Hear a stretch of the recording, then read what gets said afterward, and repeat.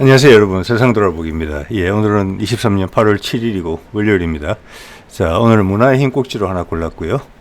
제목에서 보신 이런 이야기를 좀 하려고 하는데, 제가 어제 유튜브를 통해서 다큐멘터리를 몇 개 보다가 떠오르는 생각들, 그리고 꼬리를 물었기 때문에 또 더군다나 최근에 제가 다뤘던 내용하고 직접적인 상관이 또 있고 해서 그래서 몇 가지 생각을 하게 됐는데, 그 생각들을 정리해서 여러분하고 이제 공유하고자 합니다.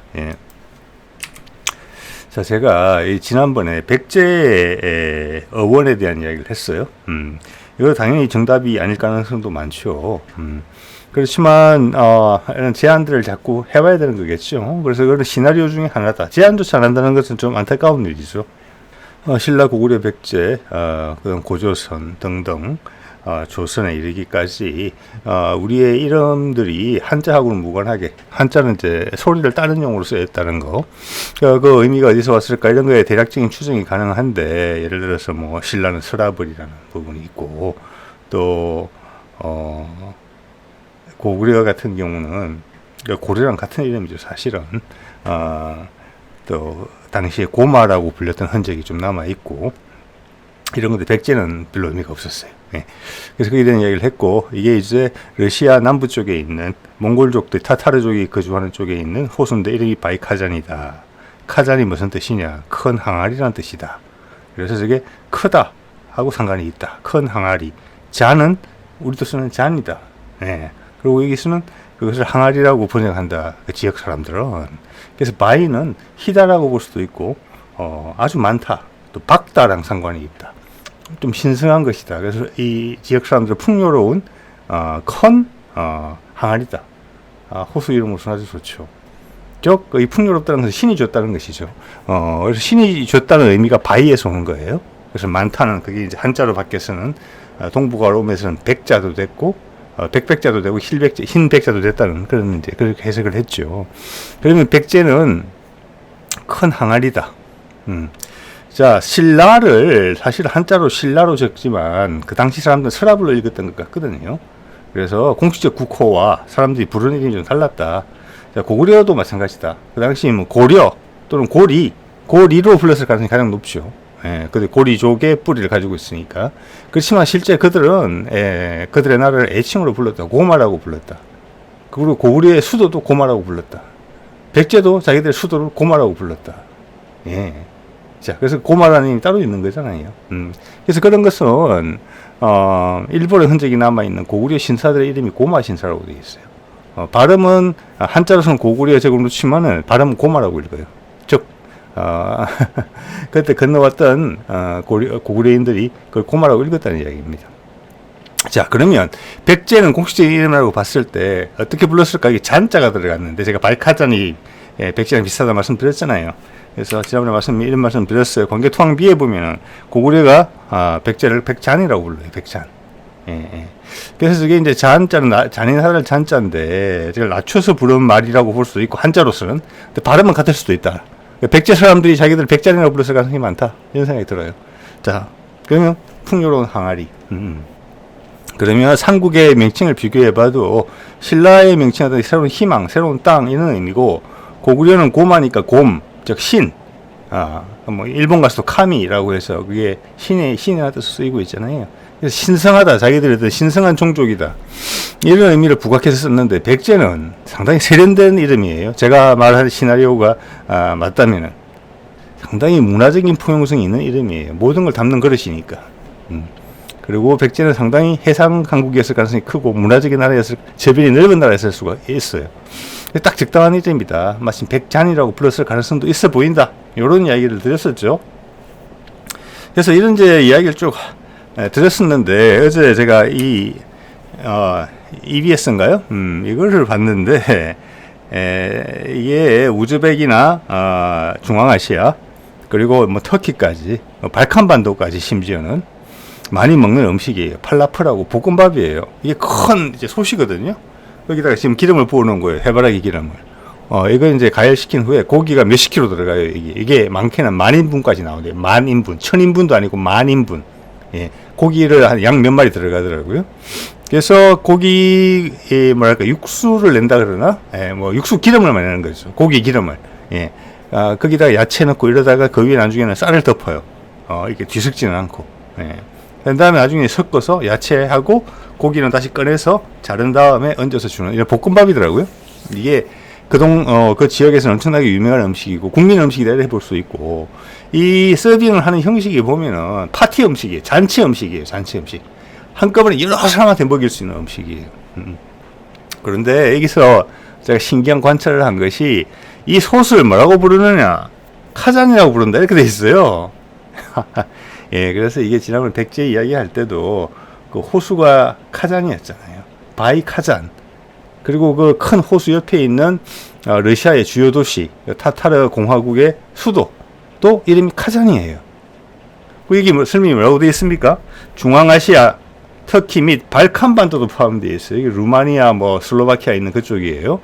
발칸반도 전역에서 사용되는 대형 솥의 일종으로 가마솥과 유사함. 그러니까 한 번만 쓰고 버려진 이름이 아니에요. 지금도 쓰이고 있는 말이에요. 아주 넓은 지역에서 카잔이란 말이 큰 잔이다. 예. 그래서 상당히 이제 신기한 거죠. 예. 그런데 저는 우즈벡 사람들이 이 단어를 이해하는지 모르겠어요. 예. 잔이라는 말과 카하고 잔이 결합됐다는 것을 아는지 모르겠어요. 저는 모를 가능성도 많이 있다고 봅니다. 이걸 이해하는 한국 사람은 사실은 그 뿌리가 어디서 왔는지, 우리의 정체성은 무엇인지 이런 생각을 한번 해보게 돼요. 자, 카는 여기서 제가 이제 하나 신기한 거는 이런 생각을 하게 됐습니다. 이걸 연거푸 보게 되니까 이 카는 상당히 애매해요. 카라에서 왔을 수도 있어요. 카라는 금따라는 단어고 우리 가락국의 가라거든요. 금따, 신성하다, 강력하다 이런 뜻을 가지고 있어요. 우리 가야산. 그래서 나라 이름도 카라죠. 그리고 이것 또한 심지어 러시아, 뭐 전 세계에 걸쳐서 카라는 쓰이고 있죠. 좋은 의미로, 비슷한 의미로. 카라콜, 카라치, 카라는 명칭이 너무너무 많습니다. 카라해, 카라바다. 예. 우리한테도 있으니까. 전 세계에 통용되는 단어예요. 즉, 유럽, 터키를 중심으로 해서, 또는 발칸반도를 중심으로 해서, 그 위로 쭉 올리면 러시아까지 닿잖아요. 러시아 위에 있는, 러시아 북해죠. 북해도 카라해예요, 이름이. 거기부터 우리까지 쓰이는 말이에요. 중국에는 없는 것 같아요. 예. 자, 그래서 그 카라에서 카가 왔겠다. 이 색깔이 검으니까 카잔, 큰 잔이다. 까만 잔이다. 또 신성한 잔이다. 이렇게 볼 수도 있어요. 제가 왜 그런 말씀을 드리는고 하니, 이게 옛날부터 대량으로 사람들이 군중 집회를 할 때 먹었던 건데, 잔치는 그때 무슨 잔치냐? 당연히 제사장과 신과 연계된 거예요. 우리 뭐 단오나 추석이나 예를 들어서 이런 게 옛날에는 우리 지금은 조상에 감사드리지만 그게 기원은 하늘에 감사드리는 거고, 지금은 제관이 하지만 그때는 샤만이나 큰 제사장이 했을 거예요. 국왕이 나라에서 지은 제사, 그게 온 사람을 먹이는 거예요. 그러니까 지금은 잔치 음식이 된 거죠. 그렇기 때문에 신성하다는 의미에서 카일 수도 있어요. 카라. 지금 카라가 그런 뜻으로 쓰이고 있으니까. 예. 또한 색깔이 까매서 그럴 수도 있어요. 둘 다이기 때문에 그럴 수도 있고. 또 하나는 이게 카가 캠이나 금따의 어원에서 왔을 수도 있다는 생각이 들거든요. 좀 이따 말씀드리겠지만 이집트의 옛 이름이 보면 케메튼가 그래요. 그게 어디서 왔느냐? 금따란 뜻이에요. 자, 이걸 보면은 어느 순간에 똑같은 색깔을 가지고 카라가 나왔고 금따도 나온 거예요. 시기적으로 차이가 있을 수 있다는 생각은 들어요. 이게 혼용되고 있어요. 우리나라에서는 그게 확실히 혼용되고 있어요. 곰도 있고 카라도 있어요. 제 개인의 추정으로는 금따가 먼저 나오지 않았나 싶어요. 그 다음 카라가 파생돼 나왔다. 유행을 했다. 이렇게 봐지거든요. 그래서 요 뿌리가 같다. 예. 고구려의 고마하고 가야의 카라가 뿌리가 같다. 그렇지만 우리나라의 전래된 순서는 좀 다를 수 있겠다. 곰이 먼저 왔지 않았을까 이런 생각이 드는 거예요. 예. 단군신화 이야기가 생각이 나죠. 예. 자, 하늘에서 내려온 사람이 하고 곰 부족하고 결합한 거잖아요. 인간하고. 곰이 있었다는 거예요. 그 하늘에서 온 사람이 올 때 카라를 가지고 왔는지 몰라요. 그렇지만 출발한 지역은 같다. 곰이란 말이 우리한테 전해졌을 때 하고. 곰도 우리나라에서 자연 발생적으로 생긴 단어가 아닌 것 같거든요. 지금 봐서는. 예. 그래서 문명이라는 것이 1파가 왔다가 또 2파가 왔다가 그 다음 더 왔을 수도 있지요. 그래서 이제 향후에 이거는 뭐 왕을 뜻하는 칸 이런 말로도 발전했고 뭐 간도 있고 우리나라는 한도 있죠. 한. 예. 한국 할 때 한. 삼한. 다 큰 나라잖아요. 예. 한국미 대한민국에도 있고 예. 중국 사람들도 자기를 한족이라고 그러고 우리도 한민족이라고 그래요. 한자만 달리 쓰고 같은 의미라는 거예요. 그만큼 한, 칸 이런 글자는 멋있는 글자예요. 그러니까 그게 옛날에는 카라 가야가 자기 이름을 붙였잖아요. 자기의 진산을 가야산이라고 이름 지었고 신성한 산이에요. 그러니까 자 우리도 북한에 가면은 뭡니까 백두산의 다른 이름인 개마산 고마산이잖아요. 곰산이잖아요. 개마곰은 지금도 남아있죠. 그리고 나라 이름 고마라고 불렀다잖아요. 곰은 또 거기 있어요. 예, 이런 재미, 이런 부분들이 있는 거죠. 자, 이거 뭐.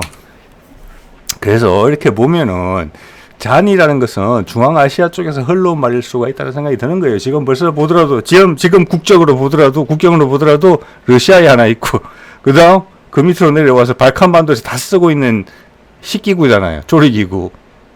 그럼 터키, 지금 우즈벡, 이래 건너서 지금 몽골에도 몽골 어떤지 모르겠습니다. 건너뛰어서 우리나라에 있는 거잖아요. 예. 그런 형태의 잔은 없어졌지만 모양이 똑같은 걸 잔이라고 부르는 거예요. 이 그림 속에 이런 걸 우리 잔이라고 부르잖아요. 잔, 이거 위에 사발 이렇게 올라가는 건데 모양은 비슷해요. 카잔이랑 우리 잔이랑. 대신에 우리 용도는 술 마시는 거예요. 자, 그렇게 보면 잔이라는 말이 거기서 왔다고 충분히 유추해 볼 수 있는 근거는 돼요. 사실관계는 여러 사례를 살펴봐야 되겠지만 그런 시나리오를 제시하기는 충분하다고 봐요. 자, 그러면 여기서 제가 궁금한 게 이 한자들이 쭉 보이는데 이게 전부 다 잔자예요. 술잔할 때 잔을 뜻한 한자예요. 잔자거든요. 창 두 개 있는 거. 창이 두 개고 그 밑에는 이제 접시에 음식 올려져 있는 거. 이거는 전형적인 이제 형성 문자죠. 위에는 소리, 밑에는 뜻. 이 잔인데 아직도 우리들 사는 이거 오늘 제가 말씀드린 내용을 보시면은 과연 저 한자가 문제 생겼을까? 잔이라는 말이 문제였을까? 순서를 이렇게 되면 이럴 거예요. 아마 어떤 분들은 글자가 한자니까 당연히 잔이라는 문물이 중국에서 한국으로 들어오면서 글자로 따라 들어왔겠지. 우리 너무 입에 붙어가지고 한자인 줄 잘 몰라서 그런 것인지 이렇게 의사표명을 하시는 분이 제법 돼요. 꼭 이 경우가 아니라 유사한 사례에서. 근데 여러분 한번 생각해 보십시오. 그게 맞는 것인지 잔을 소개한 것은 우리고 물론 한자를 동유족이 만들었다는 것은 이제 아마 대부분이 아실 겁니다. 예. 그때 한자화 할 필요가 있어서 이렇게 만든 거예요. 그게 중국 사람한테 퍼져간 것이고 그 다음 나라의 우위 관계가 전혀 바뀌었기 때문에 그런 기록이 없는 상태에서 수백 년 동안 그런 게 지속이 되다 보니까 모든 고급 문명은 중국에서 왔나 보다. 일본 사람들이 예전에 모든 고급 문명은 가야에서 왔다가 그 다음 백제에서 온 것처럼 그렇게 생각이 굳어진 건지 모른다. 사실관계와는 다르게 이제는 그런 것이 깨질 시점이 됐다. 이런 말씀을 드리고 싶은 겁니다. 자, 아까 말씀드린 이집트 국호기원 지난번에 썼던 말씀이고 케메트라고 했다. 즉 이집트라는 것은 외국에서 부르는 이름이에요. 외국에서 자기들은 케메트라고 불렀다.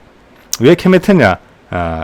자신들의 조상들이 이거를 캐머 이렇게 불렀다는 거예요.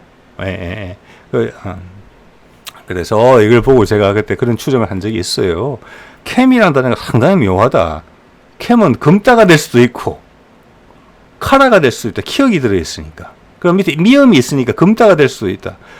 이래서 말이 한 단어에서 갈라져 나왔겠구나. 비슷한 느낌을 주는 것으로 시기에 따라 좀 번져나가는 속도는 번져나가는 시기는 달랐겠다. 우리나라에서는 곰이 문제 있었던 것 같다. 곰이 우세거든요.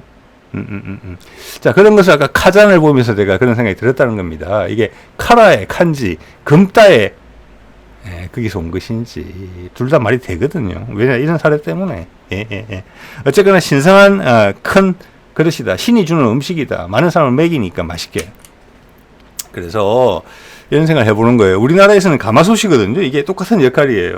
잔치를 할 때 쓰는 대량으로 요리하는 조리기구잖아요. 가마솥이.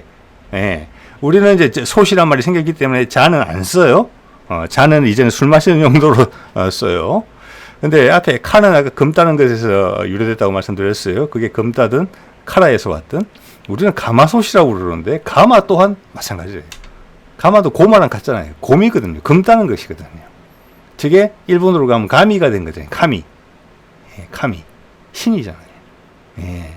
그만큼 예전에 고마나 가마 이런 단어는 엄청나게 신성스러운 단어였던 거예요. 아주 존귀한 단어였다는 거죠.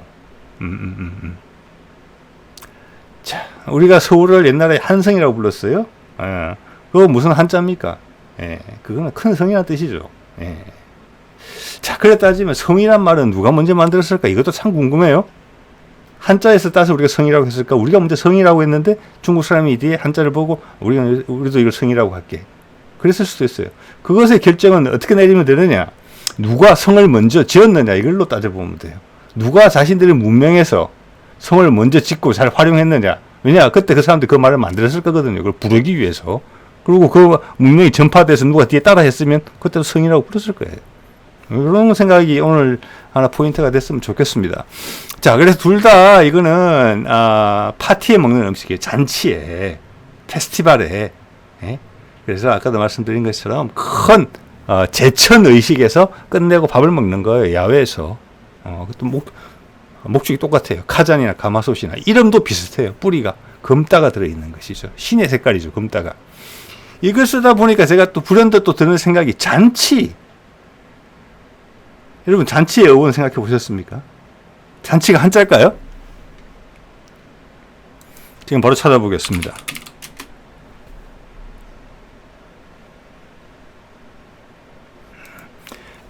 한자 이야기는 없네요. 한자로 보면 연회다. 미국 영어로는 파티죠. 자, 이 잔치, 생일잔치, 백일잔치, 돌잔치, 회갑잔치. 거기다가 회갑, 연, 뭐 이렇게 쓰기도 하지만 잔치란 말 훨씬 많이 써요. 잔치는 우리말입니다. 금방 확인해 봤더니. 그러면 저 잔이 어디서 왔을까? 카잔의 잔이 아닐까? 잔을 친다 그러죠. 술을 한 잔 치라. 잔을 친다. 예, 저는 여기서 왔다고 불현듯 생각이 들었습니다. 예. 자, 그런 새로운 제안도 자연스럽게 하나 우연히 한번 해보게 됐습니다. 잔을 예전부터 술을 많이 마셨다고 우리 조상들은 그런 생각도 들어요. 예. 지금 보면 지금 똑같은 문화가 남아 있잖아요. 우리 제사 지내고 나면은 차례 지내고 나면은 음복하잖아요. 술 마시잖아요. 예. 성묘로 가서도 마시고 집에서 제사 지낼 때도 마시고 음식 갈라 먹고 많이 하고 그거였다. 그게 옛날에는 되게 신성한 행사였다. 제천의식, 하늘과 상관이 있는 행사였다. 전 부족과 나라 사람들이 다 모여서 하는 행사였다. 초대형 이벤트다. 그때 푸짐하게 먹였다. 자, 우즈벡 사람들은 팔라프가 있었는지 모르겠지만 그 중앙아시아 지역 사람들, 발카마도 포함. 우리는 곰탕이 있었다. 예, 곰을 끓인 탕 절대 아니겠죠. 신을 삶을 수는 없죠. 자, 그 팔라프처럼 우리도 그렇잖아요. 옛날 잔치하면은 동네에서 거지가 와도 다 밥을 줘요. 그래서 사람들이 북적북적해요. 먹을 걸 많이 주니까 누구라도 한상 다 주거든요. 동네 꼬마들도 모르는 사람도 다 주죠. 그래서 곰탕은 고깃국이에요. 네, 고깃국 끓여서 모든 사람이 포식하고 잘 먹게 얼굴에 화색이 돌 정도로 잘 먹일 수 있는 음식, 신의 음식, 신의 조리기구인 가마솥으로 한 신의 음식 곰탕. 예, 중앙아시아에서는 신의 조리기구인 카잔으로 모두가 즐기는 맛있는 음식인 팔라프를 해 먹었다. 이런 거죠. 예. 자, 이걸 한번 보겠습니다. 전 세계적으로 초상이 나서 거기 조문을 가게 되면 입는 옷의 색깔이 정해져 있어요. 예, 대부분은 검정색이죠. 어느 문화에나 상관없이. 맞죠? 예. 검정색은 죽음의 색깔이기도 하고 또는 경외의 색깔이기도 해요. 왜냐하면은 장례 문화의 핵심은 신한테 보내는 거거든요. 초자연적인 존재한테로 보내는 거거든요. 예. 그 의식이 필요한 색이 검은색이에요. 그 말은 신의 색깔이 검정색이라는 거예요.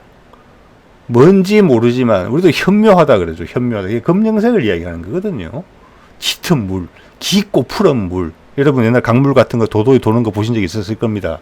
그때 드는 그런 느낌이죠. 저 안에 도대체 뭐가 있을까? 끝은 어디까지 있을까? 범죄 파비 어려운 약간의 무서움, 더하기 신비로움 요런 건데 그게 검정색인데 또 동양의 음양오행에는 보면 그게 겨울의 색깔이죠. 겨울의 색깔이고 모든 것을 녹이는 존재예요. 사계절이 낸 성과를 침잠시키죠. 깔아앉았다가 생명을 유지시키면서 봄이 때가 되면 다시 생명을 만들어내는 계절이 겨울이고 그 색깔이 금정이고 그게 신의 색깔이고 북쪽의 색깔이에요. 예. 그래서 예전부터 큰 문명이 북에서 왔다는 걸 느낄 수 있어요. 예. 그래서 동양권에서는 신이 앉을 때 북쪽에 앉습니다. 북쪽에서 남쪽을 보고 앉아요. 왜? 그게 북쪽에서 위대한 존재가 왔기 때문에. 죽고 나서는 북쪽을 바라보는 쪽에 묻히죠. 북망산 아닙니까? 예, 저는 그렇게 봐요. 한자는 어떻게 되는지 모르겠지만. 그리고 또 흰색이 있어요. 지금도 보이죠. 예. 많지는 않지만 상복으로서 흰색 많이 입습니다. 특히 우리나라 같은 경우는 흰색을 많이 입죠. 상복으로. 예. 그래서 흰색도 어떻게 보면 신의 색깔이에요.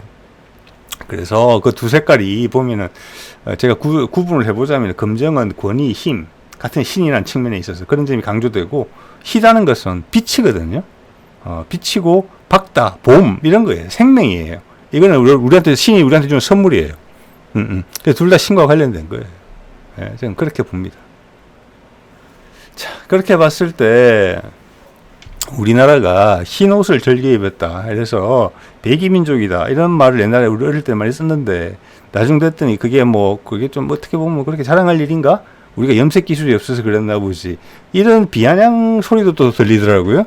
근데 여러분 한번 생각해 보세요. 우리의 문명의 수준이 절대 낮지 않았고 우리의 조상들이 살았던 비슷한 시기에 세상에 많은 사람들은 알록달록하고 예쁜 옷을 차려입은 것이 그냥 무수합니다. 오히려 흰 옷만 입는 것이 도드라져요. 예, 절대 우리가 염색 기술이 부족해서 안 입었다. 그거는 우리 스스로를 너무나 비하하는 말이고 어떻게 보면은 우리가 사실은 우리 지명에 보면은 박다라는 표현 그리고 우리가 동쪽을 찾아서 온 민족이잖아요. 가장 밝은 곳을 찾아서 오는 민족이고 해 뜨는 나라잖아요. 조선의 이름이 아사 아닙니까? 아침 해 뜨는 곳이고 아사달이잖아요. 해 뜨는 땅에 온 거예요. 네. 그래서 햇빛을 뜻하는 색깔 하얀색 아까 백지하고 마찬가지죠. 그러면서 우리가 주는 선물 되게 영적 이익으로 충만되어 있는 그리고 나의 미션이 내가 이 땅에 온 미션이 확실한 민족이에요. 저는 그렇게 생각합니다. 예, 그건 난삽하게 여러 가지 색깔로 섞지 않고 예, 중앙아시아에만 보더라도 오방색을 이용해서 알록달록한 거 입는 데 많아요.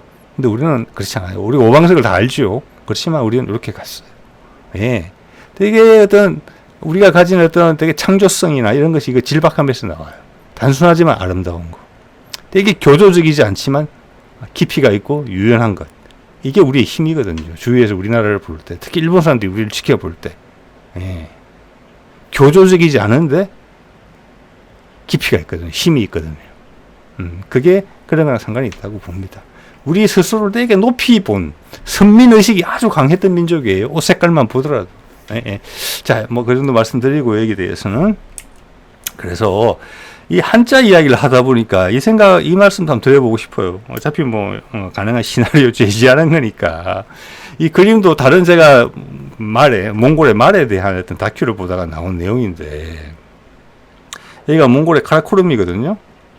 예, 몽골의 옛날 수도고, 지금도 신성한 장소로 여겨지는 곳이에요.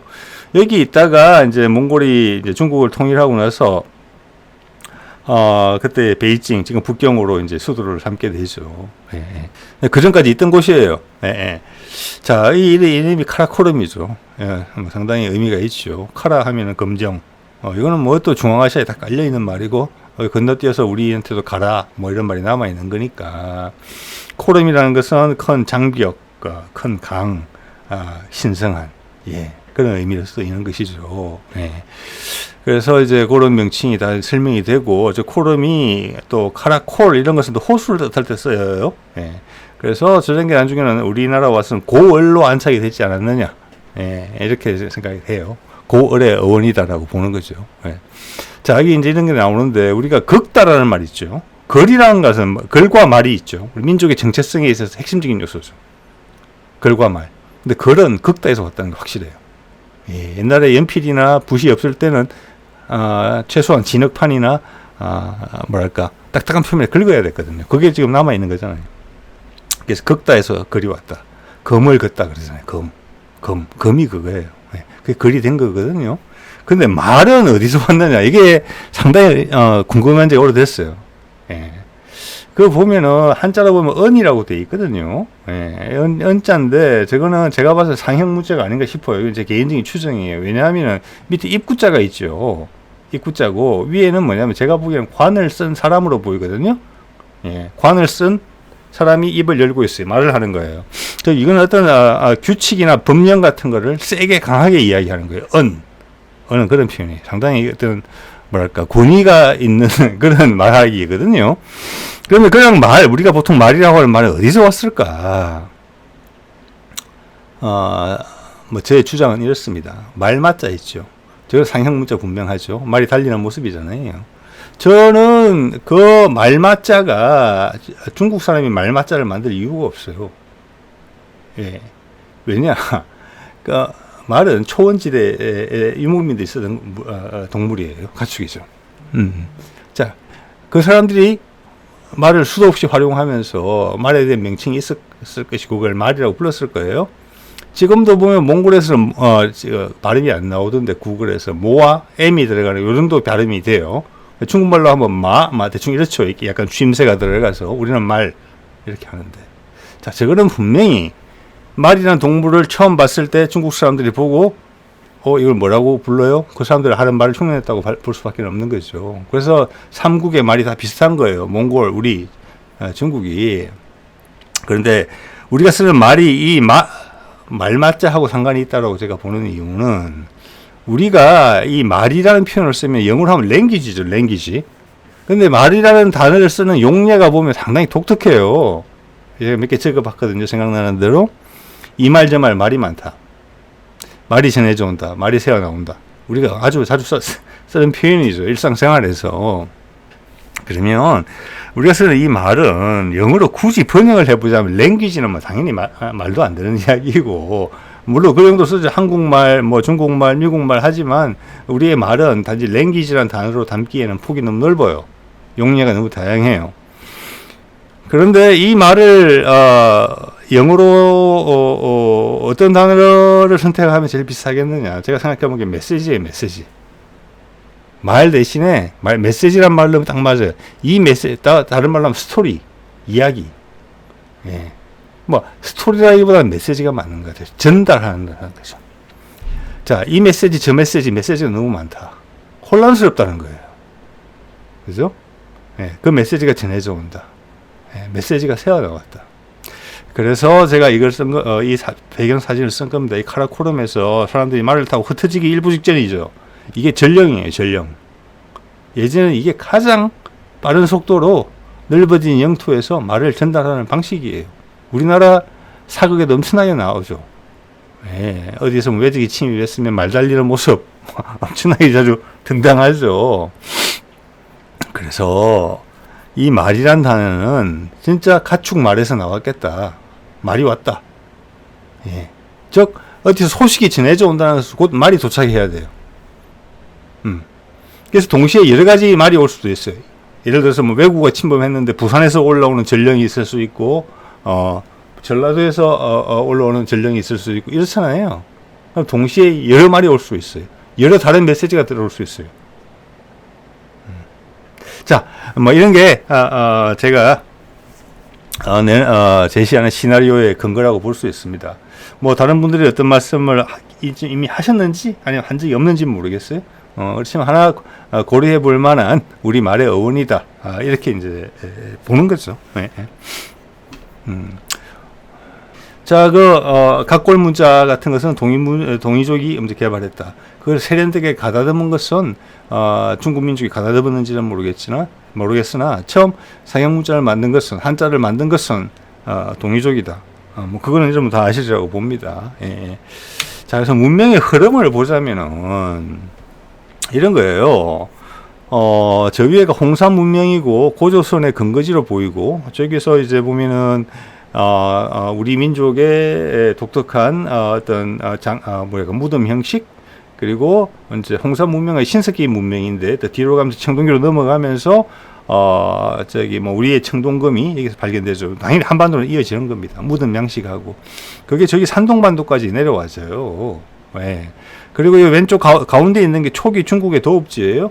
중국의 소위 말하는 중국의 한족도 이 산에서부터 내려온 거예요. 이렇게 양자강을 따라서 내려온 거거든요. 그래서 지금 중국 학자들이 어떻게 이야기하는고 하니 홍산 문명이 그들이 황하 문명보다 몇천 년이 빨라요 지금. 그죠? 그들의 황하 문명은 황하 하류거든요. 그들은 황하 상류 지역에서 근거를 했던 민족들이에요. 그러면 저기서 한 2000년의 시간을 걸쳐서 홍산 문명 이후에 황하 문명이 생기는데 저 황하 문명의 주인공들도 우리 뿌리일 가능성이 커요. 왜냐 지금 음식 문화에서 보이지만 중국 한족들은 내륙 민족이에요. 먹는 걸 보더라도. 예. 자, 그러면 이게 뭘 말하는고 하니, 여기서 하나 이제 추가되는 보충 드릴 수 있는 어떤 자료라고 할까, 이런 게 뭐냐면, 묘족이라고 아시죠? 묘족이 지금 많이 사는 곳이 우리하고 되게 유형관계가 깊은 사람들이에요. 예. 예를 들어서 뭐 치우천왕의 제사를 지내기도 하고 그러죠. 예. 그리고 어제 구저우주하고 이쪽에 윈난주 여기다가 많이 사는데 묘족의 위치가 저기예요. 지금 넓은 지역 인구는 얼마 안 되겠죠. 그래서 제부터요 인구도. 이 사람들의 이야기를 들어보면은 묘족 너희 어디서 왔니? 왜냐면은 자기들은 동쪽에서 이주해 왔다 이렇게 하는 거예요. 동쪽에서 저기 바닷가 쪽에 있다가 이 안쪽으로 산으로 도망쳐 온 거예요. 한족을 피해서. 그래서 이걸 우리 동이족의 한 뿌리라고 부른 거잖아요. 그 이해가 다 돼요. 고조선이 팽창했을 때, 왜냐, 스타트를 1,000년 이상 빨리 시작했잖아요. 중국 문명보다. 그래서 초기에는 우리의 문명이 중국 쪽으로 들어간 거예요. 중국을 살찌우는 거죠. 그래서 하은, 주, 쭉, 뭐, 진나라까지 걸쳐오면서 고급 문명이 이쪽에서 온 거예요. 예, 그 다음부터 무슨 이유인가에서 중국 문명이 커지면서 우리가 밀려나면서 남북으로 잘린 거죠, 이렇게. 예, 중원이 지금 한쪽에 차지가 되면서. 그래서 우리는 쭉 밀려났고, 마지막 밀려난 지역이 죄송합니다. 지금의 이제, 바레만 유역으로 이제 밀려난 것이고, 아래쪽으로 차단이 됐고, 그 묘족은 산속으로 도망을 간 거예요, 지금 이렇게. 이렇게 이해가 되거든요. 예. 자, 그렇기 때문에 아주 쉬운 질문에 답이 돼요, 이러면. 여러분 궁금하시면 혹시 없으신지 모르겠습니다만, 저는 예전부터 궁금했거든요. 자, 중국 사람들이 우리를 왜 동이라고 부를까? 물 건너 있어서 바다 건너 동쪽에 있으니까 당연히 동이라고 부르는 거 아닌가? 말 되죠. 그렇지만 동이라고 부른 지는 아주 오래됐어요. 중국과 우리가 부대끼기 시작하면서 지금 한족과 그때 중국의 상대는 누구였느냐? 고조선, 그리고 고구려, 부여 이런 나라들이었거든요. 그들의 주 활동 무대는 만주 지역이에요.